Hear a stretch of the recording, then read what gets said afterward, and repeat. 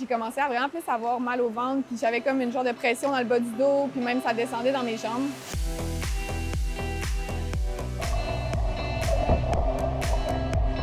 Ça, c'est la réalité de plusieurs athlètes pendant leurs règles. Puis pourtant, en 2026, on comprend encore mal comment ça peut influencer leur performance.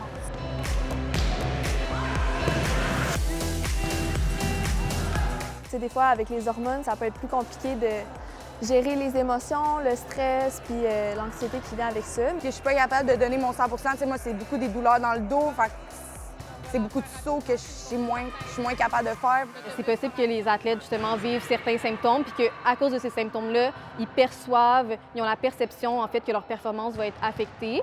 Mais objectivement, il n'y a pas de lien clair actuellement là, dans la science qu'on connaît pour affirmer ce genre de robot qui aurait un lien entre les hormones cycles menstruels, les phases et la performance sportive. En fait, il y a moins de 10 des études en sciences du sport qui s'intéressent exclusivement aux femmes, ce qui limite notre compréhension globale, en fait, de la femme dans le sport, puis ses particularités aussi. Le fait d'avoir mal dans le bas du dos, bien souvent, ça faisait que je relâchais tout ça, puis là, ma posture était comme pas idéale quand je nageais.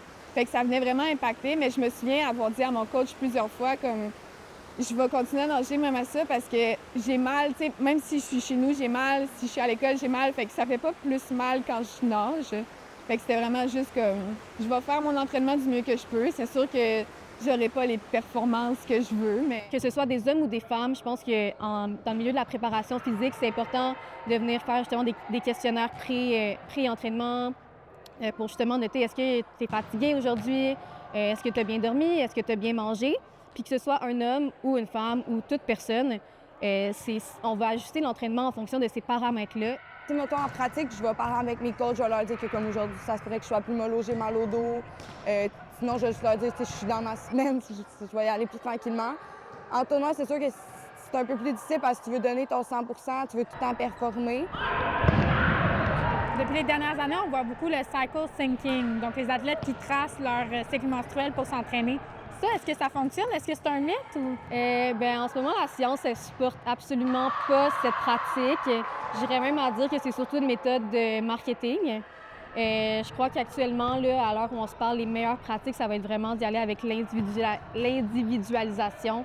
Parce qu'on ne peut pas se dire que en ce moment, je suis à tel moment de mon cycle, donc il faudrait que je m'entraîne de telle façon parce que c'est très variable à travers chaque individu. Moi, j'encourage en fait la pratique du suivi du cycle menstruel comme indicateur de santé. En fait, c'est mieux connaître son corps.